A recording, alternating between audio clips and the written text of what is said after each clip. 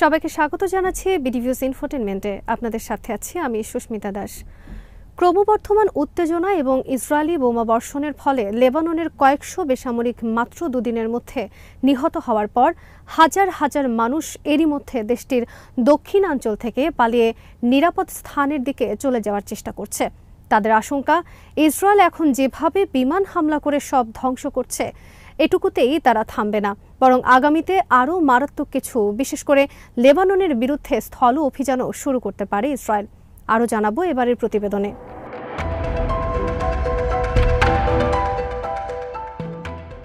Israeli সরকারের সম্ভাব্য স্থল অভিযানের নেপথ্যে আপাত যুক্তি হল, এই ধরনের স্থল আক্রমণ করা গেলে হিজবুল্লাহ যোদ্ধাদের লিটানি নদীর অপর পারে সরে যেতে বাধ্য করবে। ইসরায়েল লেবাননের বিরুদ্ধে হামলা করছে যাতে ইসরায়েলের উত্তর সীমান্তবর্তী এলাকাগুলো নিরাপদ করা যায়। তাহলে সেখানকার বাস্তুচ্যুত লাখ খানেকেরও বেশি ইসরায়েলিদেরকে আবারও তাদের বসতবাড়িতে ফিরিয়ে আনা সম্ভব হবে।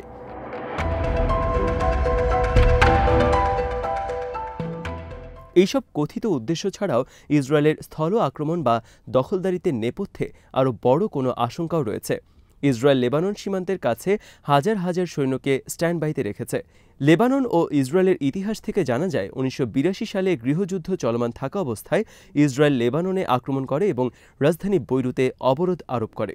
এর ফলশ্রুতিতে পুরোটা অঞ্চল জুড়ে বিপর্যয় সৃষ্টি হয়।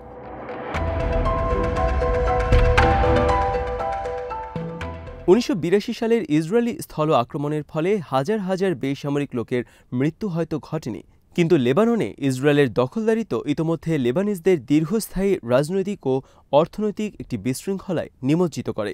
এই আগ্রাসনের প্রতিক্রিয়ায় হিজবুল্লাহর মতো স্বাধীনতাকামী সংস্থার জন্ম হয়। হিজবুল্লাহ পরবর্তী কয়েক বছরে ইসরায়েলের জন্য সবচেয়ে বড় হুমকিতে পরিণত হয়।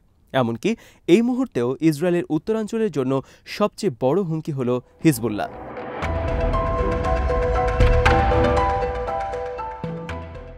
1982 সালের জুনে লেবাননের অভ্যন্তরে ইসরায়েল যে আগ্রাসন চালিয়েছিল তার মূল কারণ ছিল ফিলিস্তিন ইসরায়েলের সংঘাত। বর্তমানেও লেবাননের বিরুদ্ধে ইসরায়েল যে বর্বরতা শুরু করেছে, সেখানেও মূল ইস্যু ফিলিস্তিন ও ইসরায়েলের মধ্যকার লড়াই। 1948 সালে ইসরায়েল রাষ্ট্রের সৃষ্টির সময় ফিলিস্তিনিদের জন্য ভয়াবহ বিপর্যয়ের সৃষ্টি হয়েছিল, যা নাকবা নামে পরিচিত। নাকবার অর্থ হল মহা বিপর্যয়। নাকবার পরিণতিতে ফিলিস্তিনের অসংখ্য শহর ও গ্রামগুলোতে শত শত বছর ধরে বসবাস করা 7,50,000-এরও বেশি ফিলিস্তিনিকে বহিষ্কার করা হয়। বাস্তুচ্যুত এই ফিলিস্তিনিদের মধ্যে অনেকেই শরণার্থী হিসেবে লেবাননে প্রবেশ করেছিল।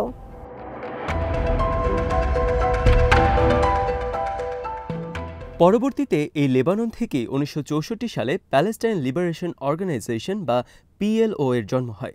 1970-এর দশকের মাঝামাঝি পর্যন্ত এই সংগঠনটি 20,000-এরও বেশি যোদ্ধাকে নিয়োগ ও প্রশিক্ষণ প্রদান করেছিল, যারা লেবাননের মাটি থেকে ইসরায়েলের বিরুদ্ধে সামরিক অভিযানে সক্রিয়ভাবে অংশগ্রহণ করেছিল।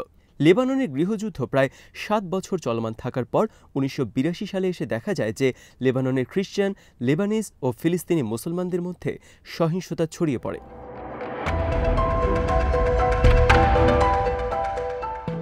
1982 সালের 6 জুন ইসরায়েলের প্রতিরক্ষা মন্ত্রী Ariel Sharon operation peace for Galilee শুরু করেন এবং PLOকে নির্মূল করার উদ্দেশ্যে লেবানন আক্রমণ করেন।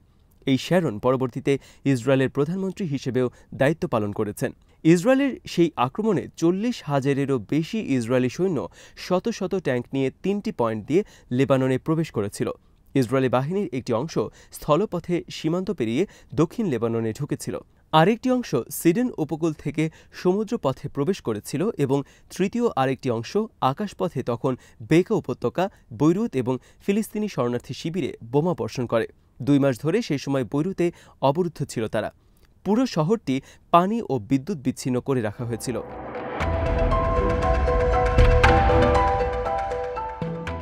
ভারী বোমাবর্ষণ এবং মৌলিক চাহিদাগুলোর এক্সেসের অভাবের কারণে আনুমানিক 19,000 লেবানিজ, সিরিয়ান এবং ফিলিস্তিনি বেসামরিক এবং মুক্তিকামী যোদ্ধা নিহত হয়েছিল, যার মধ্যে 5,500 পশ্চিম বৈরুতের বেসামরিক নাগরিক ছিল। লেবাননের কর্তৃপক্ষ তখন সাহায্য চেয়ে মার্কিন যুক্তরাষ্ট্র, ফ্রান্স, ইটালি এবং যুক্তরাজ্যের কাছে আবেদন করেছিল।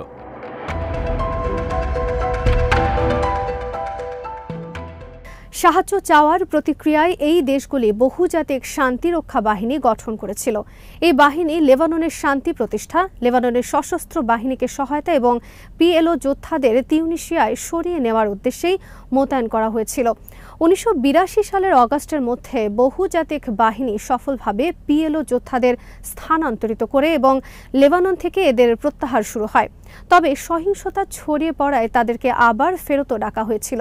1982 সালের 14 সেপ্টেম্বর লেবাননের নির্বাচিত প্রেসিডেন্ট বশির গেমেয়েলের হত্যার পর খ্রিস্টান ফালাঙ্গিস্ট মিলিশিয়ারা সাবরা এবং শাতিল এলাকার 2টি ফিলিস্তিনি শরণার্থী শিবিরে প্রবেশ করে এবং 2000-এরও বেশি ফিলিস্তিনি নাগরিককে হত্যা করে।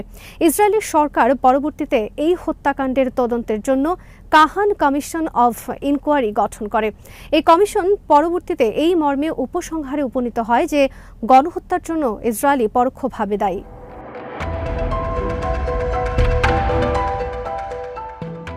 এইসব ইতিহাস এই অঞ্চলের বর্তমান পরিস্থিতির সাথে প্রাসঙ্গিক। লেবাননে ইসরায়েলের আগ্রাসন ও দখলদারিত্ব, বৈরুত অবরোধ এবং পরবর্তী গণহত্যার পরিণতিতে হিজবুল্লাহর জন্ম হয়। যদিও দক্ষিণে লেবাননের প্রান্তিক শিয়া সম্প্রদায়ের সদস্যরা প্যান আরব রাজনৈতিক দল এবং মিলিশিয়াদের মাধ্যমে সংগঠিত হওয়ার চেষ্টা করেছিল। ইসরায়েলের আক্রমণ একটানা 1985 সাল পর্যন্ত অব্যাহত ছিল।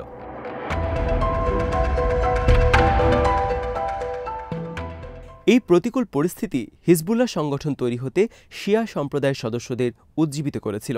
প্রাক্তন ইসরায়েলি প্রতিরক্ষামন্ত্রী এবং প্রধানমন্ত্রী হিসেবে এহুদ বারাক 2006 সালে একটি সাক্ষাৎকারে উল্লেখ করেছিলেন, লেবাননে আমাদের উপস্থিতি হিজবুল্লাহকে সৃষ্টি করেছিল। ইসরায়েলের লেবাননে আক্রমণের জেরে পশ্চিমা বিশ্বের সাথেও লেবাননের সম্পর্ক খারাপ করে দিয়েছিল।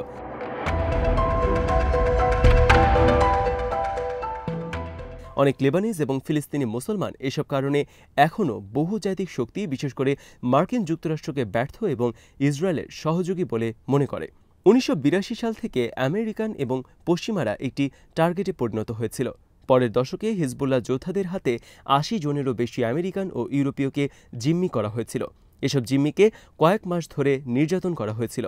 অনেকে হেফাজতে থাকা অবস্থায় মারাও গিয়েছে।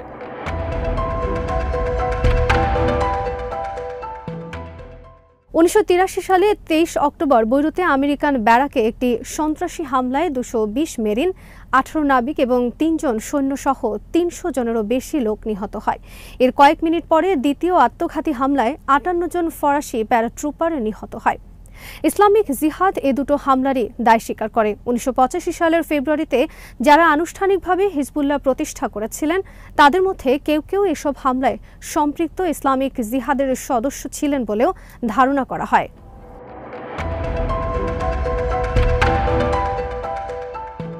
1982 সালে ইসরায়েল লেবাননে যে আগ্রাসন চালিয়েছিল তা এর লক্ষ্য পূরণে ব্যর্থ হয়েছিল।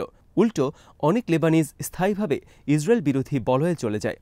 অনেকেই হিজবুল্লায় যোগ দেয়। যদিও ইসরায়েল 1982 সালের অগস্টে বৈরুত থেকে পিছু হটেছিল, তবে এটি 2000 সাল পর্যন্ত দক্ষিণ লেবানন দখল অব্যাহত রাখে। সেই সময়কালে ইসরায়েলি দখলদারিত্ব প্রতিরোধকারী যোদ্ধা হিসেবে অনেক লেবানিজকেই আটক করে ইসরায়েল। এদের মধ্যে অনেককে অমানবিক অবস্থায় কোনো অভিযোগ ছাড়াই আটক করা হয়েছিল, আর অন্যদেরকে অবৈধভাবে ইসরায়েলে স্থানান্তরিত করা হয়েছিল।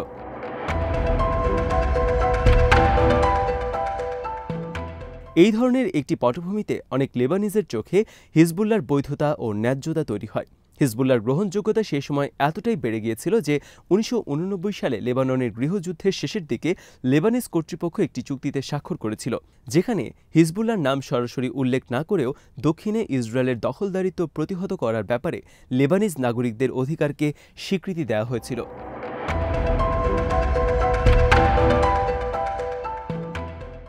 2000 সালে দক্ষিণ লেবাননে ইসরায়েলের দখলদারিত্ব শেষ হওয়ার পর হিজবুল্লাহ আবারও সংগ্রামী ভূমিকায় অবতীর্ণ হয়। তখন তারা শেবা ফার্ম, গোলান হাইটস এবং ফিলিস্তিনকে দখলমুক্ত করা না পর্যন্ত সংগ্রাম চালিয়ে যাওয়ার ঘোষণা দেয়। 2006 সালে হিজবুল্লাহ প্রথমবারের মতো ইসরায়েলি ভূখণ্ডে প্রবেশ করে, 3 জন সৈন্যকে হত্যা করে এবং 2 জনকে অপহরণ করে। এর বিনিময়ে লেবাননের বন্দীদের মুক্তির দাবি করে। প্রতিশোধ হিসেবে ইসরায়েলের প্রতিরক্ষা বাহিনী বিমান, সমুদ্র এবং স্থলপথে লেবানন আক্রমণ করে। ইসরায়েলি পদাতিক সেনারা স্থলপথে লেবাননে প্রবেশ করে এবং লেবাননের ভূখণ্ডে বেশ কয়েকটি অপারেশন চালায়। পরবর্তী যুদ্ধে আর কোনো বন্দি বিনিময় দেখা যায়নি, তবে সব মিলিয়ে 1100 লেবানিজ বেসামরিক এবং 120 জন ইসরায়েলি সৈন্য নিহত হয়েছিল।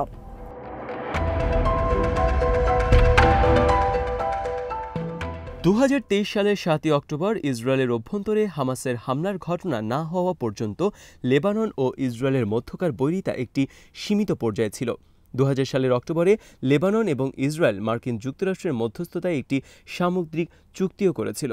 এটি দুই দেশের মধ্যে সম্পর্ক স্বাভাবিক করার সূচনা হিসেবে দেখা হয়েছিল, কিন্তু গাজায় নতুন করে মানবিক সংকট তৈরি হওয়ার পর এবং লেবানন হামাসের পক্ষে অবস্থান নেয়ায় আপাতত এই ধরনের আশা শেষ হয়ে গেছে।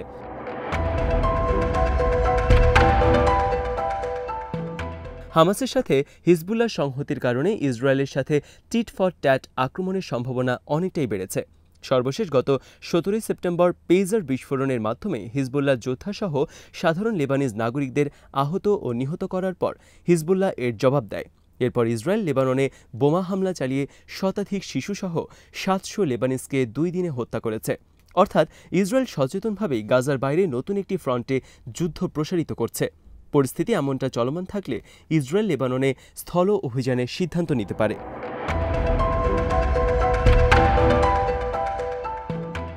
1982 সালে এ ধরনের স্থল অভিযান উভয় পক্ষের জন্যই বিপর্যয়ের কারণ হয়েছিল। সেই স্থল অভিযানের জেরে দুদেশের সীমান্তে সংঘাতের সৃষ্টি হয়, যা কয়েক দশক অব্যাহত ছিল। আবারও যদি ইসরায়েল এরকম কোনো অভিযান চালায়, তাহলে এর পরিণতিও যে অনেক বছর ধরে চলমান থাকবে তাতে কোনো সন্দেহ নেই। আজ এখানেই শেষ করছি। সমরাস্ত্র, প্রতিরক্ষা ও কূটনীতির নানা তথ্য জানতে চোখ রাখুন বিডিভিউজ ইনফোটেইনমেন্টে। চ্যানেলটি ভালো লাগলে সাবস্ক্রাইব করুন, সংযুক্ত থাকুন আমাদের ফেসবুক পেজে।